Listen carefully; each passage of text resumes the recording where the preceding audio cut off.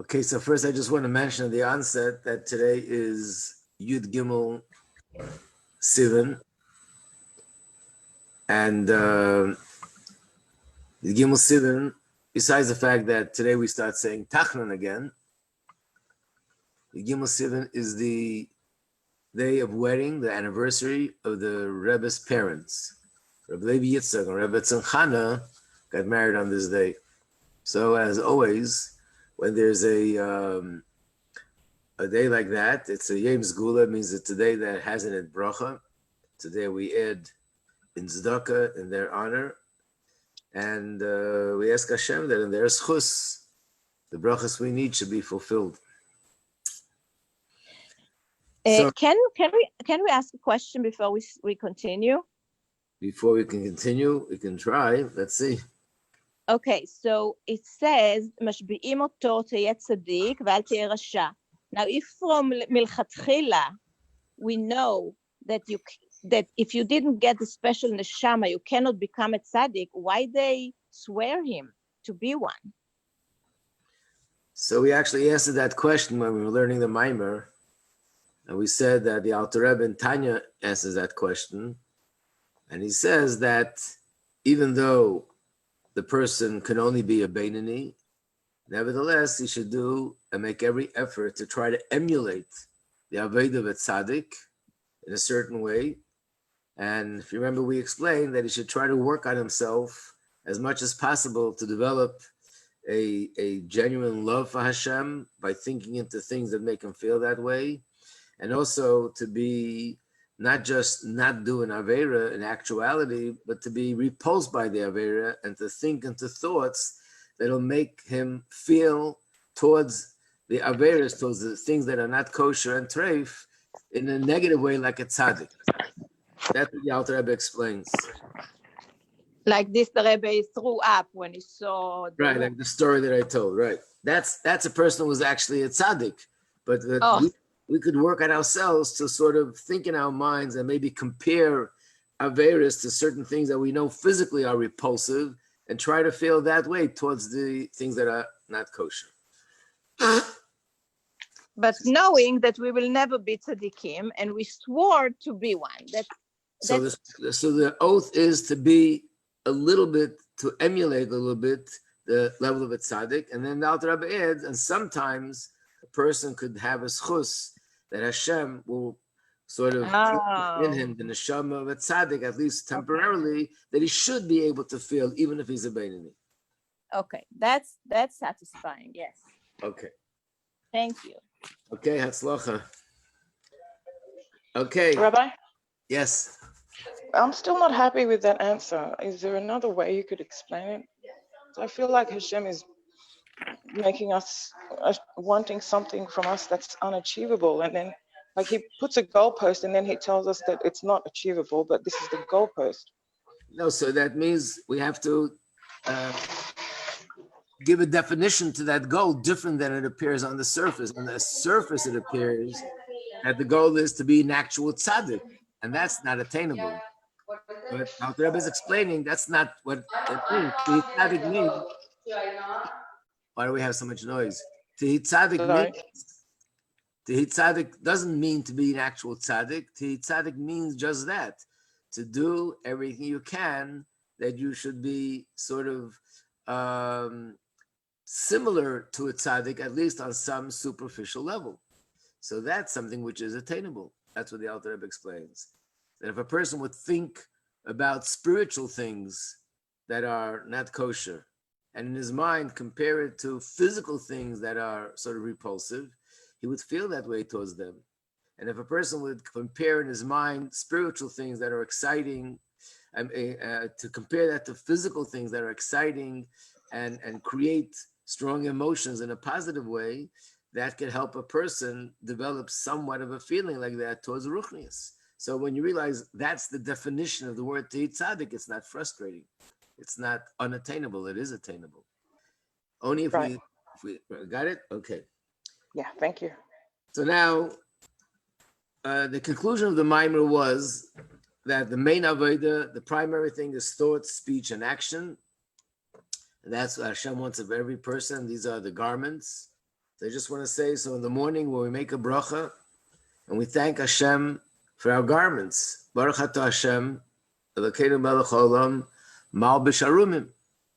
And we know that every bracha we make, we're actually saying to Hashem, thank you for what you've given me in the past. And I'm also asking you to continue giving this to me in the present and in the future. But these brachas have a definition on two levels. First of all, literally, thank you, Hashem, for giving me the clothing that I have, literally. And we'd also add to it that we're also thanking Hashem for giving me the ability to discipline my spiritual garments and have these spiritual garments, thought, speech, and action in the way it's supposed to be, giving me the strength and the gift that I should be able to accomplish that. So now I want to add something. It's not in the Maimer. It's actually from a Sikha. But if we would do it inside, it would just take too long. So I'm going to give it over orally. And it's related to the subject of the Maimer. But it's a very powerful Sikha. And it adds something to the way we understand everything in the Maimer. This story with the spies, actually, everything about the story is pretty shocking, very hard to understand. Who were the spies? What was the story? Moshe Rabbeinu sent them to spy on the land, Eretz Yisrael, before they go in there. And they come back with a report, and they tell all the Yidden that we're not going to make it. These people are too strong for us.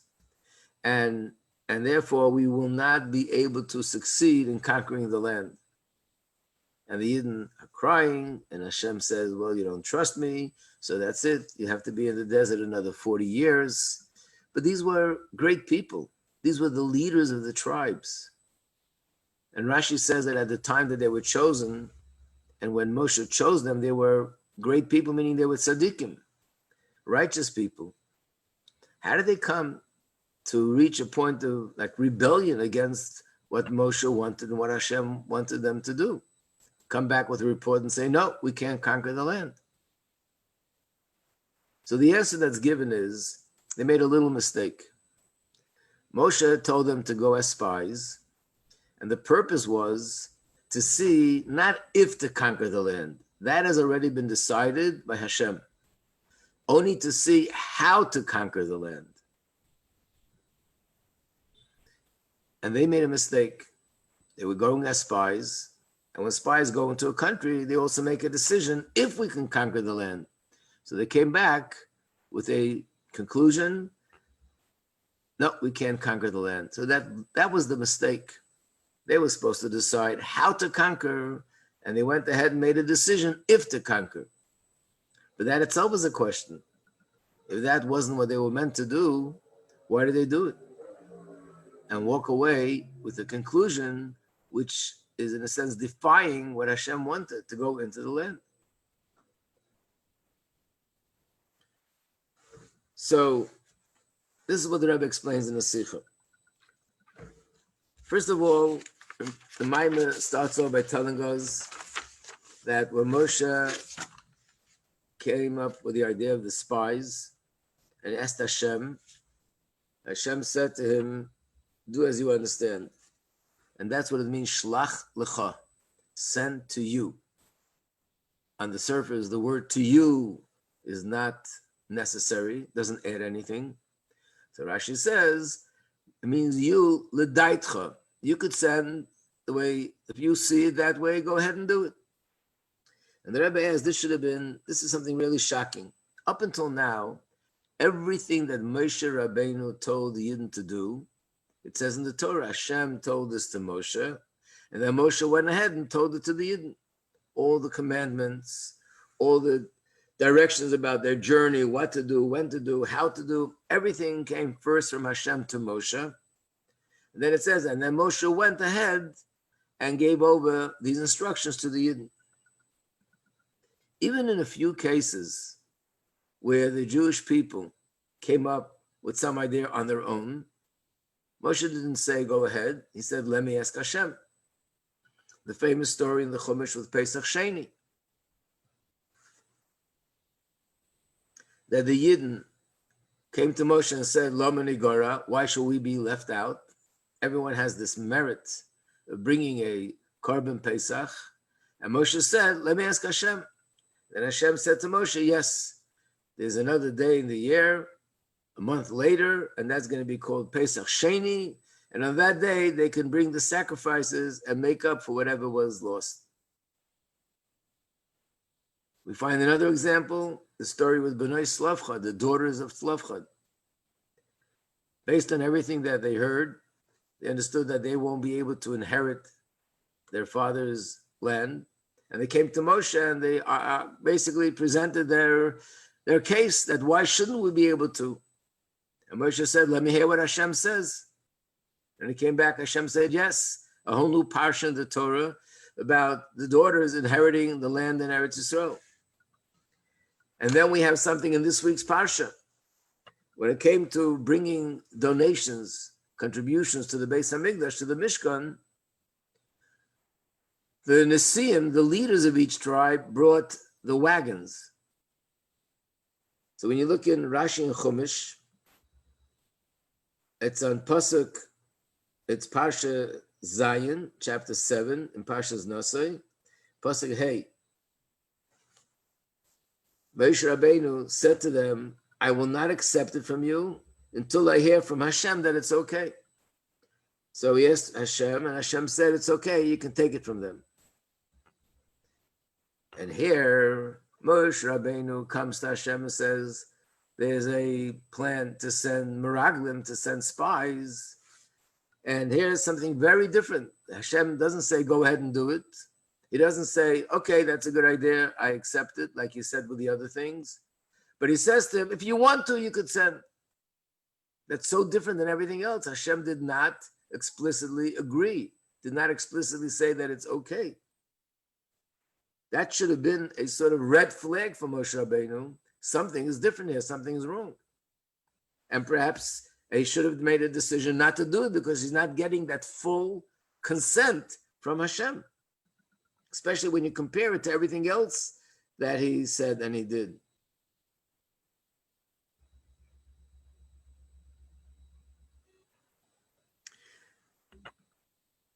And naturally, there's reason to think that it might be risky because once you're sending in spies and you're allowing them to sort of look at things in a natural way and the way spies look at things, they might come away with the wrong conclusion, which is actually what happened.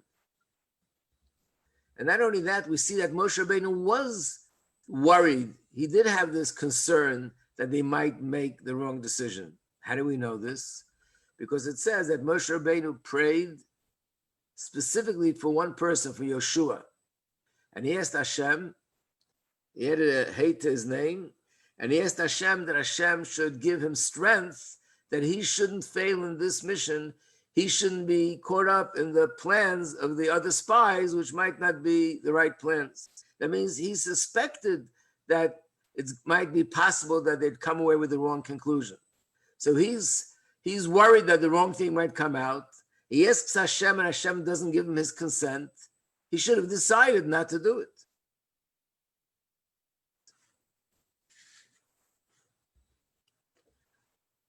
So the Rebbe gives the following answer. And he says that when Moshe Rabbeinu heard from Hashem, Hashem didn't say, don't do it. And Hashem didn't say, I'm telling you to do it. It's a good mitzvah, just like Pesach Sheni or the other commandments. Hashem said, do as you understand. Moshe Rabbeinu didn't see this as Hashem rejecting, but actually he saw this that Hashem is now presenting them and offering them a new kind of avodah which they never had. And that is that a person is given the ability to make a decision on his own, in his own understanding, what it is that Hashem wants from me. In other words, there are two possibilities, two ways that a person could serve Hashem. One way is that Hashem commands me to do something, and I put aside what I want because that's what Hashem wants. So at the Lashon in Pirkei Avos, Batel Ritzoncha Mipnei Ritzonai. put aside your will and your wish for his will and his wish, which means I would like to do things one way, but Hashem commands me to do things a different way. And of course, I put aside what I want and I do what Hashem wants. That's one level of serving Hashem. There's another level of serving Hashem that a person works on themselves to transform themselves and to align themselves with Hashem to the extent that I'm trying to think of doing things that I would know, even though there's no commandment, but I know this is what Hashem would want me to do. And in a way, that's even a higher level of Avodah.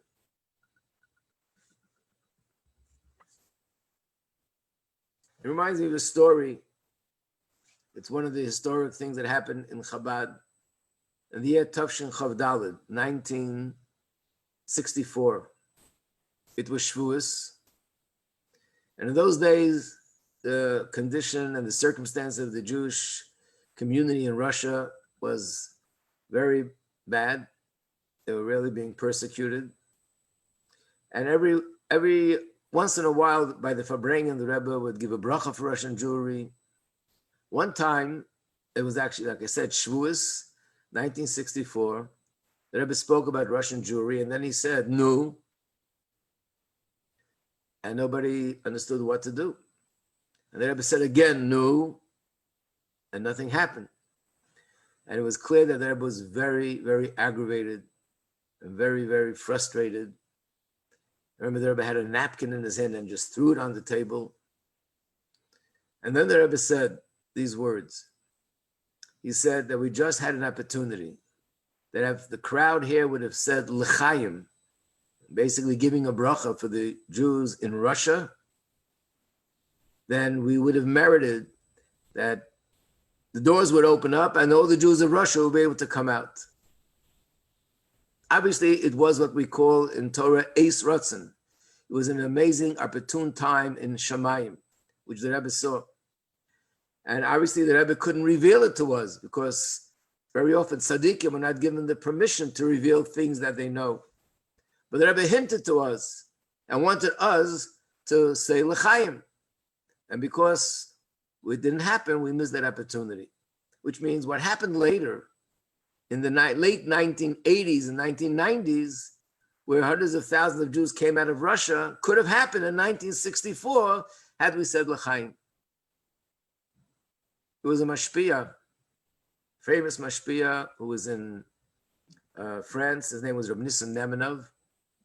And at the time, he said, but what did the Rebbe want from the Chassidim? How are we supposed to know? We don't know what's going on in Shamayim. And he said, so we see from this that if a Chassid is truly connected to the Rebbe, then he would be able to feel and understand what it is that the Rebbe wants from us now. So that's what the Rebbe is talking about, that a Yid wants to be so connected to Hashem that when Hashem says explicitly, do this, do that, obviously I'm going to put aside what I want and do what Hashem wants. What's even greater is when Hashem doesn't say explicitly do this and that, but I understand that Hashem would like me to do this, and therefore I will do it on my own initiative.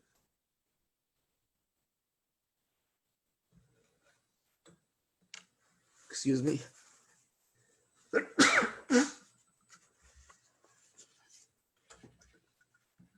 Just to add a little bit salt and pepper, why this is so special. One of the main things in Yiddishkeit is that we do things with bechira. Hashem gives us free choice. That's the whole thing. We're not forced. We're given free choice. But when Hashem tells you, eat matzah on Pesach, and I'm eating it with free choice, yes, it's free choice. But in some ways, it's not such free choice. Hashem told me clearly what I should be doing. It's not the ultimate sort of free choice in a way. But when Hashem doesn't tell me explicitly to do it, leaves it as sort of a gray area, and I choose to do it because I know Hashem would like me to do this, Hashem would love me to do this avodah, and I do it on my own initiative, that's in a sense even more expression of free choice because I chose it on my own. I think I told you the story once that in 1967, I had the merit, I was part of a group of 6 Bachrim that the Rebbe asked to go to Australia to start a yeshiva there. How did that happen? The Rebbe's secretary, Rabbi Chadakov, called us in and said that the Rebbe wants to establish a yeshiva in Australia. And he said that we're presenting this to you, and there are three conditions. One condition is that you yourself have to agree that you want to go. Another condition is that your parents have to agree. And the third condition is to see a doctor, and the doctor should agree that medically there's no problem with you going to that country. You're in good health condition of health. So one of the people in the room asked him, is this coming from the Rebbe? And his answer was, I just said that you need three things: your agreement, your parents' agreement, and the doctor's agreement. He basically didn't answer the question. But what was understood was, if I'm going to tell you that the Rebbe wants you to go, then you can't call that your agreement in a way. Yes, you agree, but theoretically it's because the Rebbe said so, so that's why you agree. Like the Rebbe is sort of imposing his wish and will on you. True, because you're dedicated, you're loyal, but it's still coming from the Rebbe. But if I don't tell you where it's coming from, and you on your own decide that you're ready to do this, that's really your choice. So therefore, those things in Yiddishkeit, in Torah mitzvahs, that Hashem doesn't give us a direct command, but says that you can make the choice, that in a way has a greater advantage, and that's a deeper expression of my connection to Hashem. That even something which Hashem didn't tell me to do, I am thinking and feeling that this is something Hashem would want, and I'm working on myself that my desire and what I want to do, what I enjoy doing, what I appreciate doing should be what Hashem appreciates, and I'm going to do those things. And that's what happened here with Moshe. When Hashem said to Moshe, when it came to this, I'm not telling you what to do. L'daitcha, as you understand, if you understand to do it, go ahead and do it. Not only Moshe Rabbeinu wasn't suspicious or didn't see this as a red flag and wasn't worried. On the contrary, he was very excited that Hashem is now introducing a new avodah, something which wasn't before. Everything was clearly directed from Hashem, and now Hashem is saying, "I'm giving you a new avodah. I'm giving you an opportunity that you, on your own initiative, could do things which I want, and without me telling you, and through that you'll be fulfilling my wish and my desire." The question is, why now? How come this didn't happen by other mitzvahs? Why specifically by the subject of sending spies into Eretz Yisrael is that when it came up? Why didn't it come up in reference to other good things that we need to do? The Rebbe explains the following. What was the difference between the Jews and the way they lived the 40 years in the desert and the way they lived when they went into Eretz Yisrael? There was a major shift. What was the shift? In the desert, they lived a miraculous life. They saw godliness in an open, revealed way. Besides the miracles that they witnessed when they went out of Mitzrayim, just life in the Midbar was only full of miracles. There were clouds leading the way, straightening out the roads, killing snakes and scorpions. That's a miracle. Cloud on top of their heads, protecting them from the heat.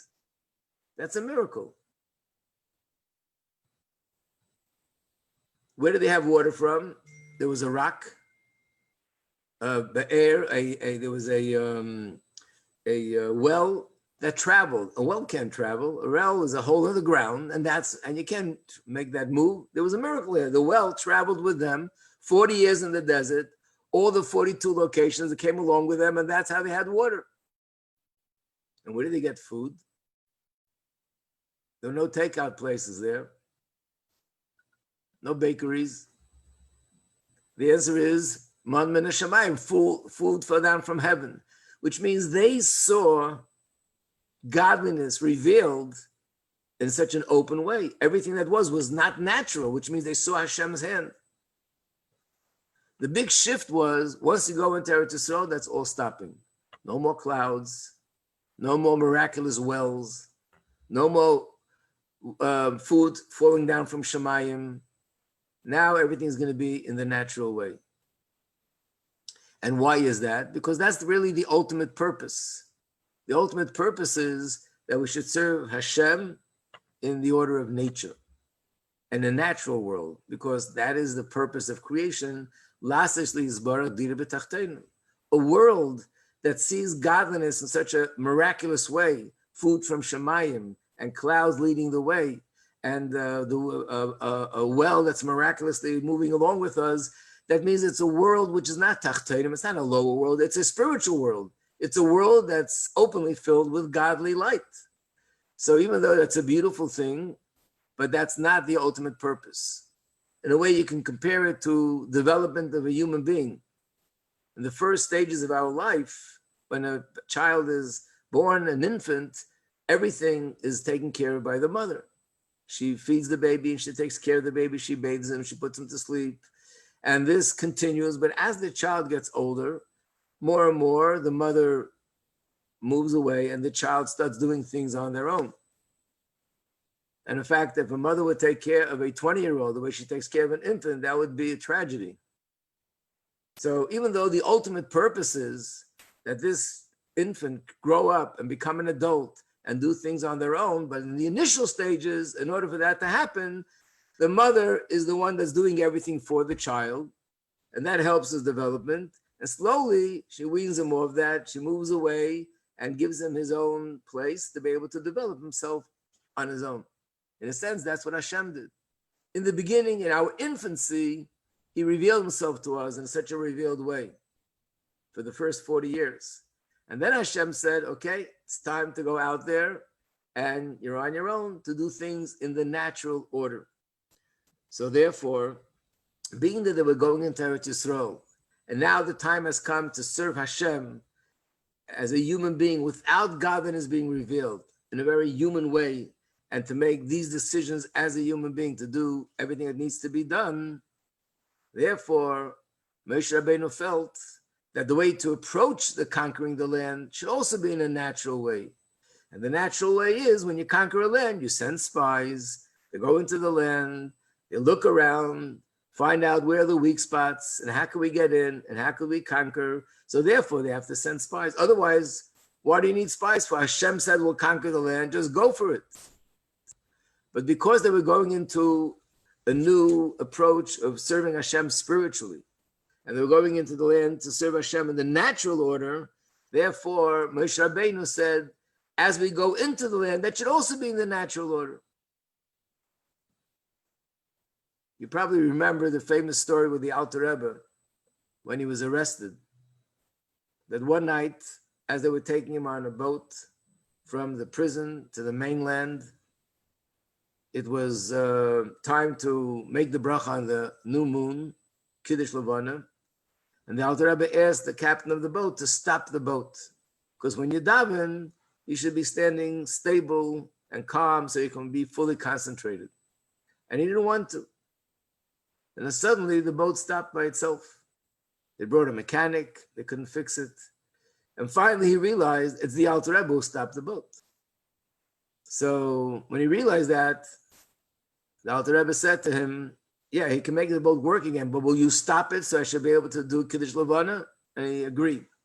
So Alter Rebbe released the boat, so to speak. The boat started to move again, and then he stopped it, and the Alter Rebbe made the bracha. So it says in the Sichas, why did he need that for? Once he got the boat to stop, he should have made the bracha. Why did he have to release it?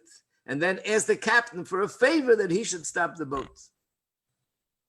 And the answer is because of this reason. Being that the whole purpose of Torah mitzvahs is to observe it in a natural world, so all mitzvahs have to be performed in a natural world, in a natural way.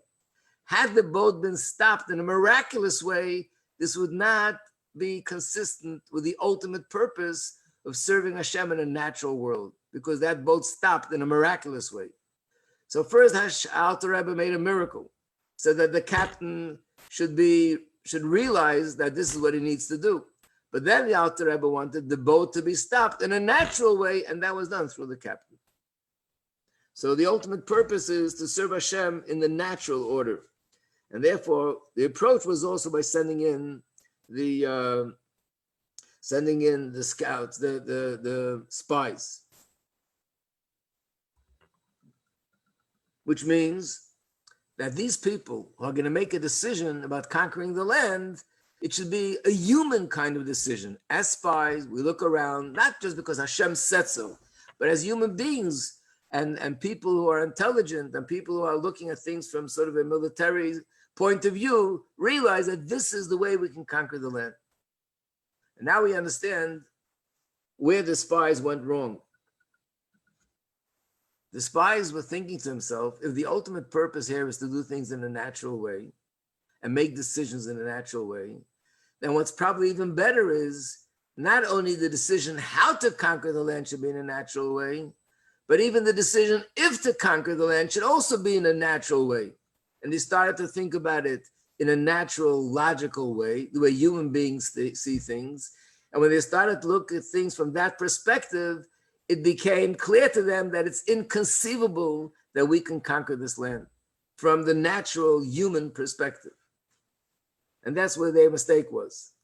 That even though Hashem said, and Moshe Rabbeinu told them that the time has come to make the decisions in the natural way, but it's only because Hashem told us to make that decision.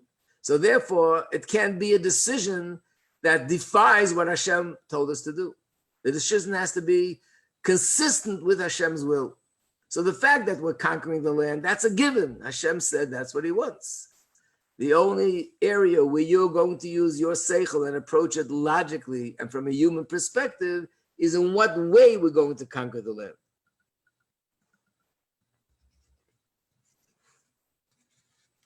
The Rebbe connects it also to something that's found in that parsha. There's a pasuk of Ato Yigdal No Koyach Adnai, which means Moshe Rabbeinu is sort of saying to Hashem, it's almost like a blessing, Hashem, your power should be increased. And it's a reference to what the Yidden did. They did Aveira. But the Medrash says that this is connected to a very interesting story. That Moshe Rabbeinu went up to Shemayim to receive the Torah, and he sees Hashem writing in the Torah. And what is Hashem doing? He's putting the crowns on the letters. As we know, each letter in the Torah has crowns, little lines on top. We call them crowns. And then Hashem said to Moshe, like, where are you coming from? Don't you greet people in your country? In other words, it's in a way saying, why didn't you greet me when you came here? So Moshe Rabbeinu answered Hashem, but a servant doesn't greet his master. In other words, Hashem is just to say to Hashem something which is a form of a greeting. It's too casual. I can't talk like that to Hashem. But once Hashem said to him, why don't you greet me? Moshe Rabbeinu said these words, V'ata yigdal no koyach ad. And the words on the Medrash, Hayu l'chol azreini. You should have helped me. You should have said something that would help me. And then Moshe said, let the power of Hashem be increased. And then he added the words, kasher dibarta, as you said to me. In other words, Moshe Rabbeinu said something which is at least, in some way saying that I'm giving Hashem a bracha, whatever that's supposed to mean. Of course, there's more depth to that. But he added, even though he's doing that on his own, but I'm doing it kasher dibarta because you told me to do it. Otherwise, I would never do this. In other words, even when we talk about doing things on our own initiative, but it's only because Hashem asked us to do that. He empowered us to do that. So we have to be extremely cautious when we approach things logically and with seichel, and we look at things from a human perspective, from a natural perspective, but make sure that you don't go overboard and you don't chas v'shalom override those things that Hashem said explicitly to do. There's a very beautiful explanation from the Rebbe. The Rebbe mentions this often in the name of the previous Rebbe. There's a famous quote in Gemara that how does the Yetzer Hara get a person to commit idol worship? How does it get a person to fall so low? And the Gemara says, today the Yetzer Hara tells you to do this, tomorrow it tells you to do that, and then ultimately it tells you to do avodah zarah, idol worship. The literal meaning of that Gemara is that first the Yetzer Hara tells you to do one little thing, then it gets you to do another little thing, and something which is a little bit more than that, a little bit more than that. And eventually, in other words, it's a slow, gradual process. You don't even realize how you're descending. And eventually, you fall so low to do Avodah Zarah. That's the simple meaning. And of course, that's the way everyone understands it. Then the Frierdiker Rebbe added that there's also a deeper meaning to that. Doesn't mean the Yetzer Hara tells you to do an Aveira, actually tells you to do a mitzvah. You're debating or thinking about doing a mitzvah, and your own Yetzer Hara comes along and says, that's a good idea, this mitzvah, and I'll explain to you, it really makes a lot of sense. Nothing wrong with that. I'm doing a mitzvah, and I'm telling myself it makes a lot of sense, and that motivates me to do it even more. Then he comes along tomorrow with another mitzvah and says, this also makes a lot of sense. In other words, basically my Yetzer Hara is giving his consent, and he's confirming that logically and intellectually, it makes a lot of sense to do this or to do that. Does it once, does it twice, does it a third time? And then I sort of become conditioned that when something comes up, I look to see, does it make sense? And then something comes up which I don't understand. And because of that, it compromises my dedication, my devotion to do that because it doesn't make sense. And then eventually it could lead a person to a place where he doesn't do the mitzvah at all because he became sort of dependent on what he does is hinging on making sense. In other words, yes, Hashem wants us to study Torah, like we spoke about before Shavuos. Na'aseh v'nishma, Hashem wants us to learn, to understand, to absorb things with the human mind that should make sense to a physical human being here on planet Earth that's as human could be. But that has to be after there's an absolute commitment to do what Hashem wants. Then I will use my seichel, my intellect, that it should make sense, that I should understand it, and it should penetrate my intellect, but not chas v'shalom that it hinges on my intellect. So this is the same that happened with the spies, that they took this message of Hashem wants you to do it on your own initiative, the way you understand. They took it to a point which was overboard, to a point where chas v'shalom conflicted with what Hashem said.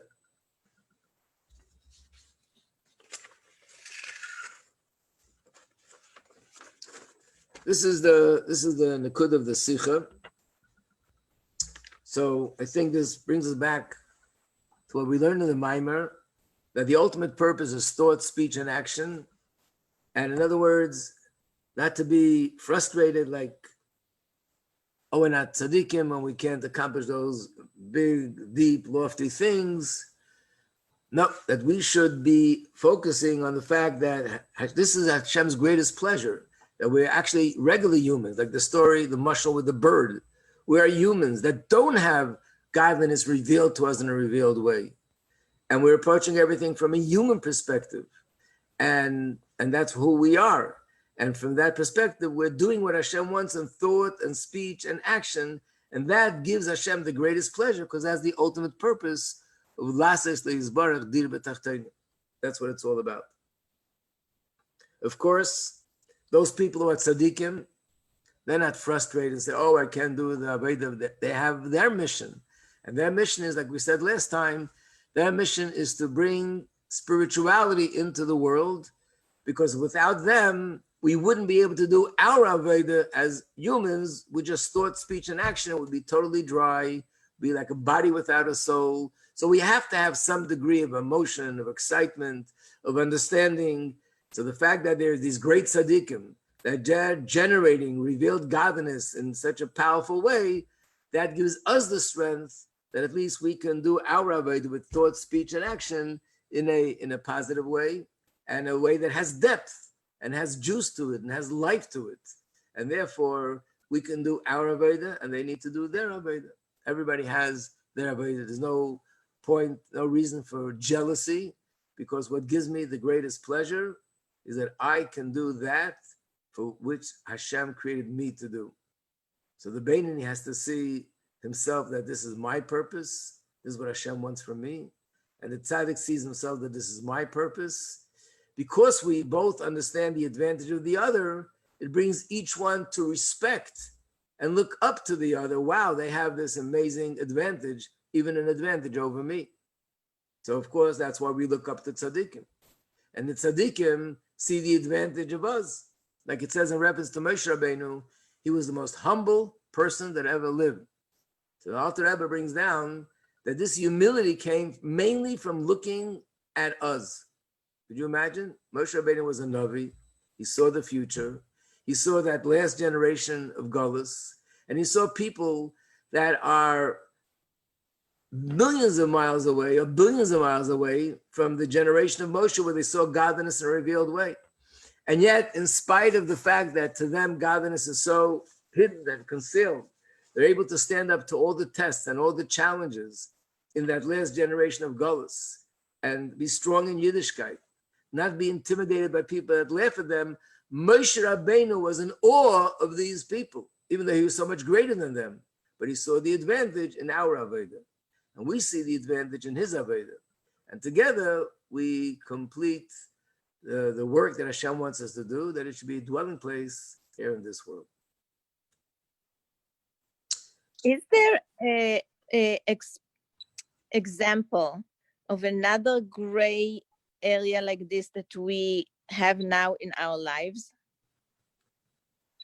All the things that in halacha are not a requirement, let's say the Fnim Mishur Sadin, things that are going beyond the letter of the law. Let's say the Rebbe speaks about Meiser. I'm giving you an example. Halachically, you're obligated to give 10% Meiser. If a person gives more than 10% Meiser, then that's going beyond the letter of the law. There's no chiyuv, there's no obligation. But nevertheless, I'm doing it because I know this is what Hashem wants. So that's an example. In fact, anything in that category that halachically is not an obligation. You know, sometimes there are people that make this big argument that Cholav Yisrael is not an obligation. There are opinions in halacha that say that it's okay, and therefore I'm not going to go out of my way to do it. Fine, halachically you can get away with it. But that's an example of something which halachically I'm not obligated. But if this is, I understand what Hashem wants, I'm actually excited to go that extra mile and do what Hashem wants. And the same with many other things in that category. Thank you. You're welcome. Okay, everybody, have a Aslachat Kedei. Have a great Shabbos and enjoy your weekend, Mir Hashem.